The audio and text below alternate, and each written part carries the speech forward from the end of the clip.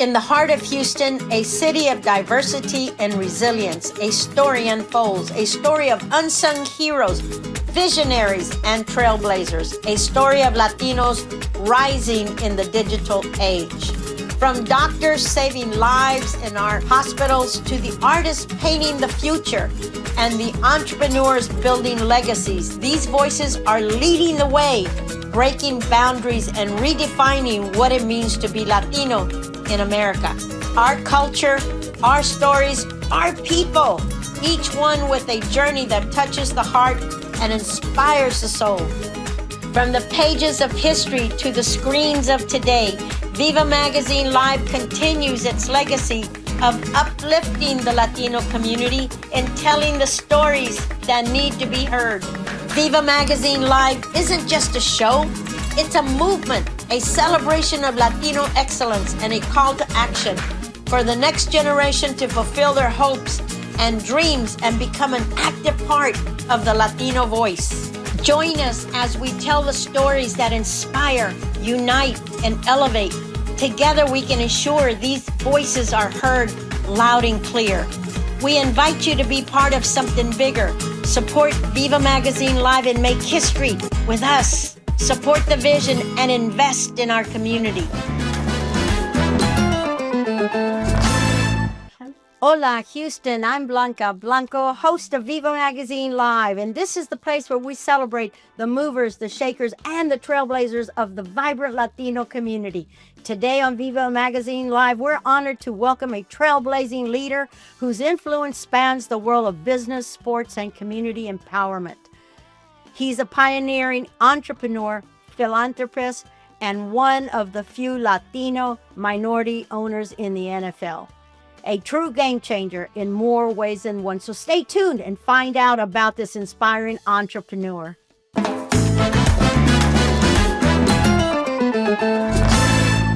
Welcome back to VIVA Magazine Live, and here we are with Javier Loya in his office, and he is the co-founder and CEO of OTC Global Holdings, one of the largest independent interdealer brokers of commodities in the world. He built a powerful legacy in the energy trading industry, and as a proud minority owner of the Houston Texans, he's helping shape the future of the NFL while promoting having representation in the highest levels of professional sports. So welcome, Javier. Hola, Blanca, and hola, VIVA Magazine. Yes, thank you. Thank you for being here on our show today. We just love to interview you because you are just somebody that everybody looks up to. Well, it's an inspirational show, and I'm honored to be a mover and a shaker. So thank you for having me. Well, you certainly are, because the Houston Texans shakes up the world, don't they? So, Javier, let's get right into it. Let's talk about your personal journey from growing up in El Paso to becoming a minority owner of the Houston Texans. What inspired you to pursue football and business? Well, I mean, it's an immigrant story. I'm a first-generation Mexican-American from El Paso, Texas. I'm a sixth of seven kids. My parents, Miguel and Ana Loya, They raised us, and fortunate for me, being the sixth of seven kids, I saw the example of my older brothers and sisters, and education was a means for us to succeed, and so I got into business, commodities being one of them. And after I had some success, moved down to Houston, started my firm. As you know, Texas, especially Houston's a very welcoming city for entrepreneurs, and had a lot of initial success as a young person. And with that, Bob Ignair was looking for a diverse group of ownership, representative the community, and I put my hand up and said, pick me. And and he did. Well, I wrote a very big check, and well, for sure, that's what gets them on the. When you put your name on the dotted line, it gets attention. Sure. So, you played football at Columbia University, and how did that experience shape your approach to business and leadership? Well, I'm not sure if you're familiar with Columbia University and Ivy League football, but we somewhat.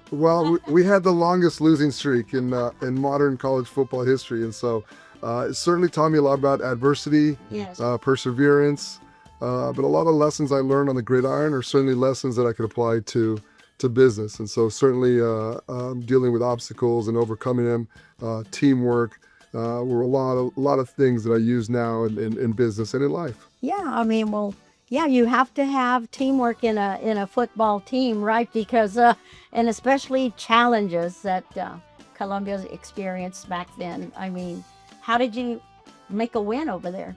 Well, we got a few of them, not enough, but certainly, as I mentioned, it was a great experience for me. Yeah. But I also was able to balance both playing Division I football, but also the rigors of an Ivy League academic education. So, but with that, I was excited, and it prepared me really to go on and accept the job and eventually get into commodities. Right. Well, you founded, that leads me to this next question. You founded and led multiple successful companies, including Choice Energy and OTC Global Holdings.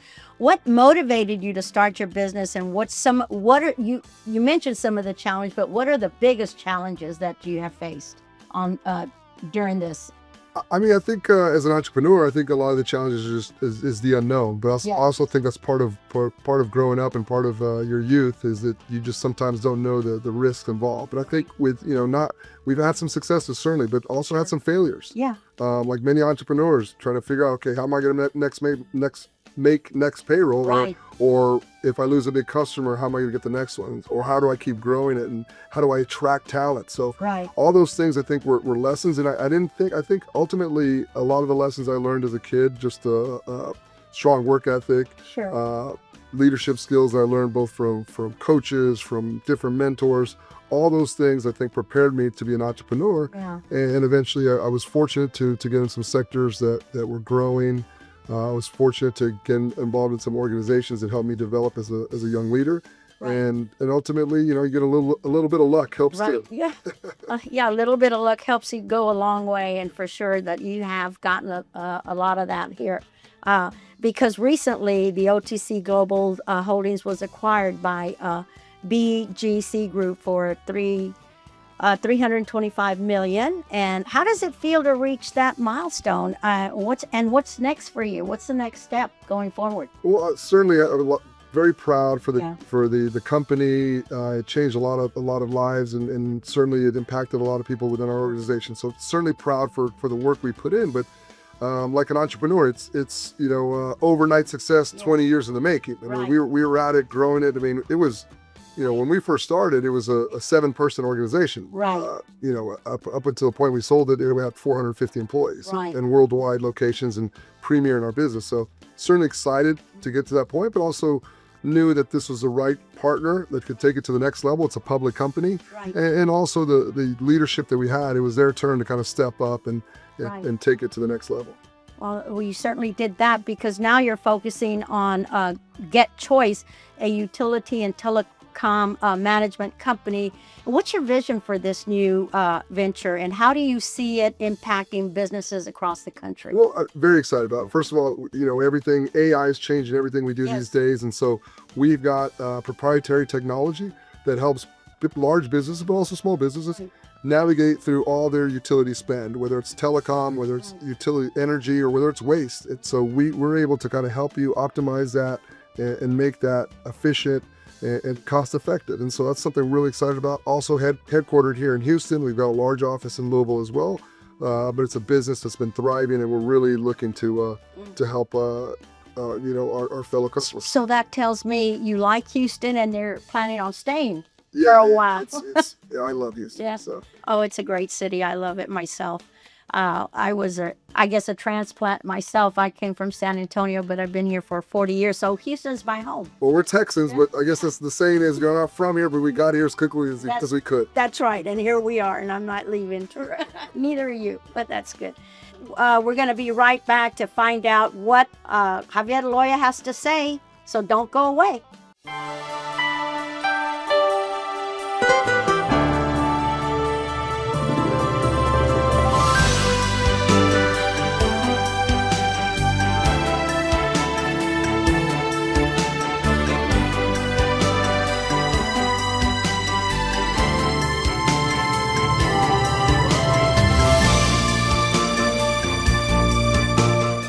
And welcome back to VIVA Magazine Live. We're here with Mr. Javier Loya, minority owner of the Houston Texans. And we were in the middle of a conversation, and I wanted to ask him, you're the first Hispanic owner of the NFL. What does that distinction mean to you, and how has it influenced your perspective on professional sports? Well, obviously honored to be the first of anything, but certainly first investor in the NFL is a bit trailblazing, but I hope it's one of many that come after me. So I think, as it evolves, as it develops, there'll be more entrepreneurs, more businessmen or women that can step up and invest. And so excited to be part of the McNair organization with the Texans. Yes. And now working with the NFL on trying to level the playing field and create more opportunities for coaches, for front office, for ticketing, all the different levels, because at the end of the day, our customer base is Latino. Yes. And so, as a matter of fact, I'm an avid Texans fan, as you can tell. I see your shirt.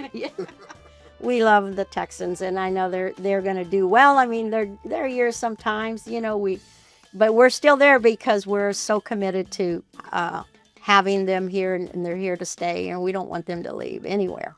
No, it's a great organization. They're very committed to the community, and we're very active in the community. So proud to be part of that ownership group. Yes.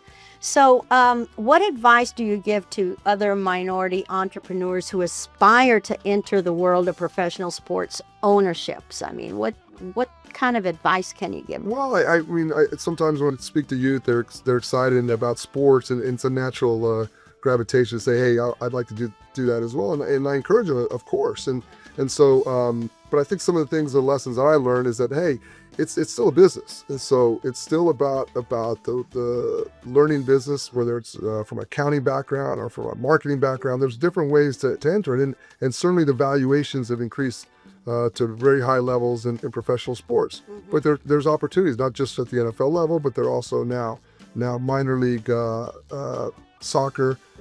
There's rugby. I'm involved in rugby. I'm an owner of a professional rugby team here, the Houston SaberCats. And so, as I encourage them, is to give it their all. The same things we learned from our parents and hard work ethic, those kinds of things, but also to be sincere and transparent. It's be who you are. Use your be authentic and use your secret sauce. Use the fact that you may speak Spanish or be bilingual or the culture. Right. Those are things that will help you connect with your client. And your client at the end of the day is your fan. And your fan, as we've seen the demographics change here in Houston and Texas and throughout the country, is becoming a more Latino country. Right. Yeah, that sure is. So we're really proud of that too. So I just had to say that. So let's get into your community and philanthropy. You've been very active in philanthropy, especially in supporting education and youth sports, as you mentioned. Can you tell us about the work that you did with the Greater Houston Senior Football Showcase and the Greater El Paso Football Showcase? Thank you. Yeah. Super proud to be part of these two organizations. I mean, for my brothers and sisters, education was a means for us to go to college and to get jobs and become entrepreneurs and doctors and lawyers and all the different things that my family does.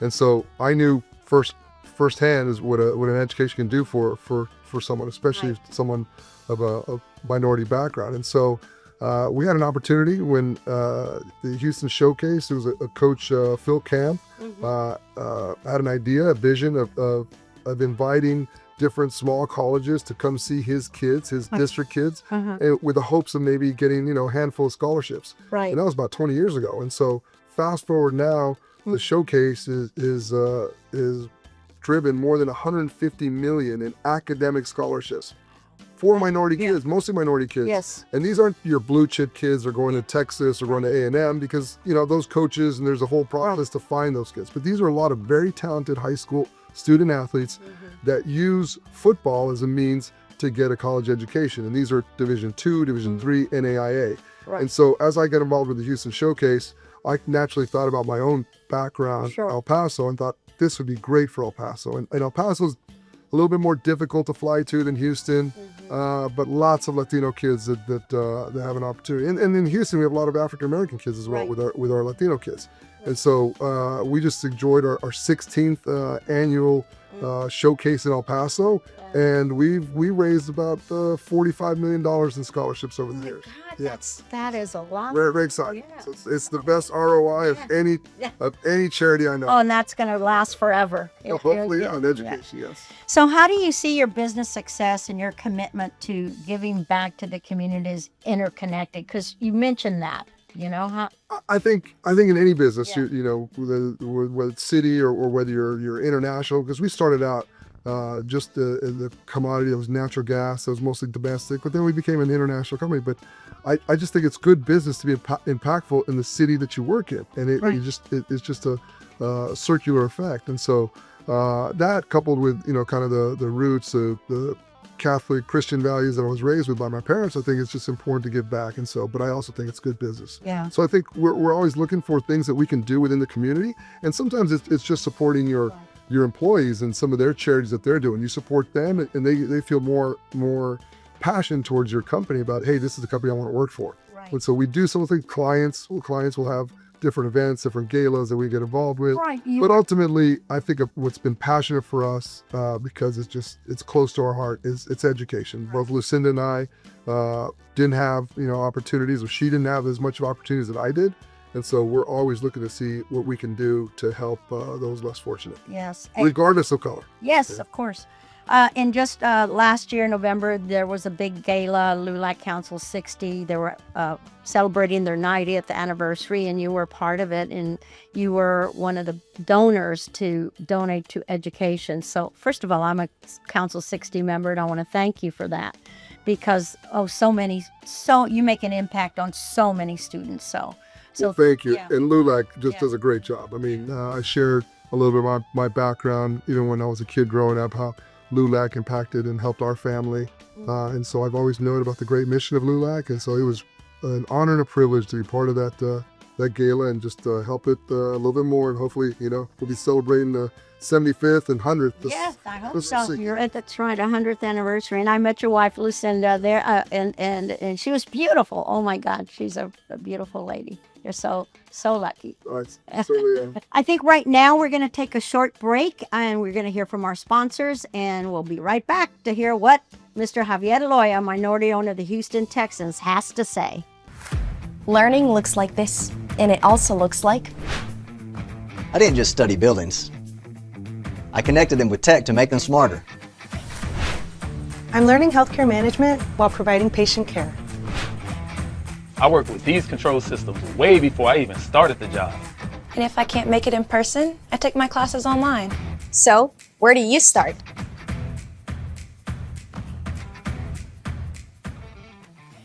Welcome back to VIVA Magazine Live, and we're here with Mr. Javier Loya.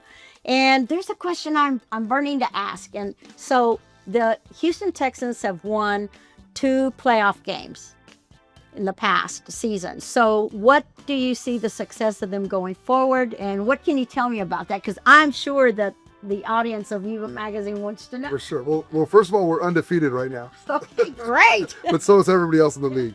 No, seriously, we want to build on that, on that success, and that's how you build a tradition. And certainly from our coach, D'Amico Ryans, one of our own, a player that played for us. Yes, and he's a fabulous coach. Our general manager, Nick Casario, but also starts from the top, from both from Cal and Hannah McNair, and the leadership they drive to the organization. So we're very excited. We got some great rookies that we drafted. We're developing the team, and we've got a great quarterback, great young team, and so really excited. I think you see the fan base energized. But it's like anything else. Yeah. It's like, you got to keep it going. You got to keep it going any given Sunday, and a game at a time. So hopefully we'll be really successful. But also want to thank you, because we as Texans and the organization strives to be the most community connected, and so it's part of spreading our word and working with partners like yourselves, with LULAC and those kinds of things, help us really reach out to the community, because it's our work is not only done on Sundays. Right. During the week we're doing different things to kind of grow our brand, but also be community centric. That's right, you are, and the Texans do a great job on that, and they're out there. You see them out there with the fan base, and that's what people love about the Houston Texans, that they're not just there on the field on Sundays, but they're out there in the community making things happen. Certainly, Yeah. it's our team. That's right. So we're going to talk about some of your personal insights. So who have been your biggest mentors and or influences throughout your career, and what lessons have you learned from them? I'm sure there's some mentors around the sports world. Well, I think I think first and foremost, my parents were my biggest influences. So my parents just first generation, so they were immigrants coming from northern Mexico, from Juarez, Chihuahua, and so I think the work ethic, the daily just drive that they had, Yes. the integrity, the things about just day at a time and having goals set. So I think a lot of those things, but also even my brothers and sisters, being the sixth of 7 kids, seeing the example of my oldest brothers and sisters, knowing that, hey, if you do the things right, if you go to school, then opportunities open up for yourselves. And then along that journey, I think having the coaches that inspired me, that taught me right from wrong, professors, and then people in business, even my partners that became my peers. Certainly I learned a lot from them, and I continue to learn. Right. So when did you know that you were going to go on to college? When did that decision come to you? Well, I tell you what, that's one of the things, I'm glad you asked me that question, because it's one of the things that I like to share when I speak to kids or at graduations. I mean, fortunately for me and my family, there was never a question of not going to college. I mean, we always had the level of expectation was so high. Right. And my oldest brother was top of his class, went to UTEP, but then went to Harvard and got his business degree at Harvard. And so we always thought, 6 or 7 kids, I was like, hey, I go, I'm going to college and I'm going to be a millionaire when I'm 30, because that's what everybody else in my family did. That's what everybody thinks. So it just became, It was just. But I think it's important for minority kids or kids or youth that are just don't have the opportunities or just see like the ceiling kind of stuck or just don't see someone with their name Enrique Javier Loya having success. They just they can't associate with that. And beyond that, they can't just associate success with being an entertainer, being a professional athlete, or being a singer or songwriter. Right. They got to see that, hey, I can be a doctor, I can be a lawyer, because that's what everybody else does. Right. I just got to put in the time and it'll happen. So I think as a young kid, I always knew I was going to college. Yeah, I mean, it's kind of like they plant that seed and it never goes away. Somewhere along the way, your parents did a great job, because that's what needs to happen, and it starts at home. It really It does. So, your family, like you mentioned, played a significant role in your life, and how have your parents and your wife and Lucinda supported you along the way now? Well, my family and foremost supports you. I mean, from certainly my wife Lucinda. She's who's a fantastic entrepreneur in her own right. Yeah. But she's been, the spirit of our family. She's been with me through thick and thin, and through, and always counseling me and giving me a kick in the rear end when I need one. So You always need to have. Oh, she's my balance and my biggest fan. So certainly a lot of credit goes to her. And then my kids too. I mean, both from as young kids being an inspiration to accomplish something for them, but as they become young adults, Right. to even learning from them and say, okay, wow, certainly technology-wise. Right. Now your all kids. my apps, everything come Of course. from them. So. That's where you learn it all from your kids. It's where I learn it from my grandsons. I ask them, how do you fix this? And they're really good at it. They Sure. because when we were kids, we didn't have those computers. That way. We just didn't grow up with the iPads and iPhones and all that kind of stuff. They were just regular typewriters. Now we're dating ourselves. I know. Anyway, but they really make a big difference, and kids just make the light of your life, and they just they're just like hip with everything, so they just make the family happy, don't they? Yeah, for sure. Yeah. Let me ask you one other question. What message do you have for the next generation of Latinos and minority entrepreneurs who are watching your journey move up? I think I think the message would be that the American dream is alive and well. I mean, if you just listen to the media, you might get scared or or figure that that doesn't happen to you, but it does. But it's still the same things that we've always talked about. It's still about working hard. It's still about doing things the right way. It's still about having integrity. But it's also having goals. Set some goals and knowing that you can't get overwhelmed, that you'll have to step at a time. So my goal, I wanted to be a Dallas Cowboy football player. That was my goal. But I didn't get there, and I found out quickly in college, probably not good enough to make it to that level.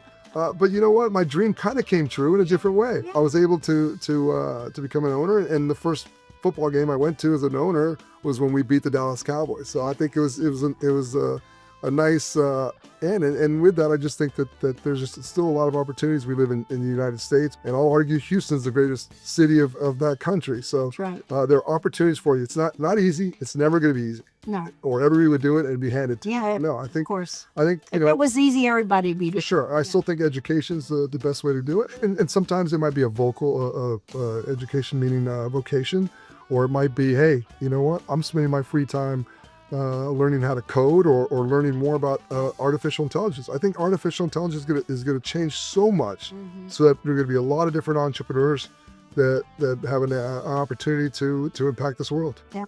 That's right. I think you hit it right, the nail right on the head, because I think that's where the world is going to.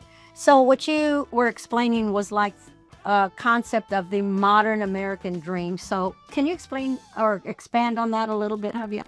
Yeah, I think so. I mean, I think as I relate to my own experiences, but also observing my parents and certainly living life right now, I think the American dream used to be, at least for my parents, used to be, hey, I'd go get a job. Right. I'd work for this company for 40, 50 years, and I'd retire.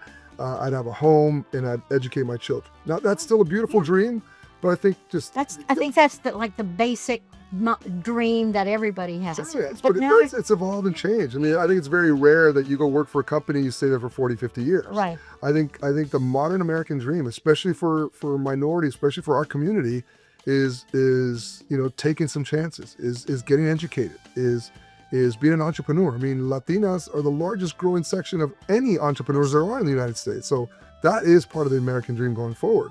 And I think now with artificial intelligence, with different things, that levels the playing field. So I think as we discuss what America's going to look like, it's certainly going to look more Latin. Right. But I think you're going to see a lot more entrepreneurs. I think you're seeing a lot of different things where maybe before, I know it used to be equated like, oh, you've achieved the American dream when you own a home. Right. I don't think that's necessarily going to be the case. I don't think our kids want to own a home. Now, they don't want to leave our home. Right.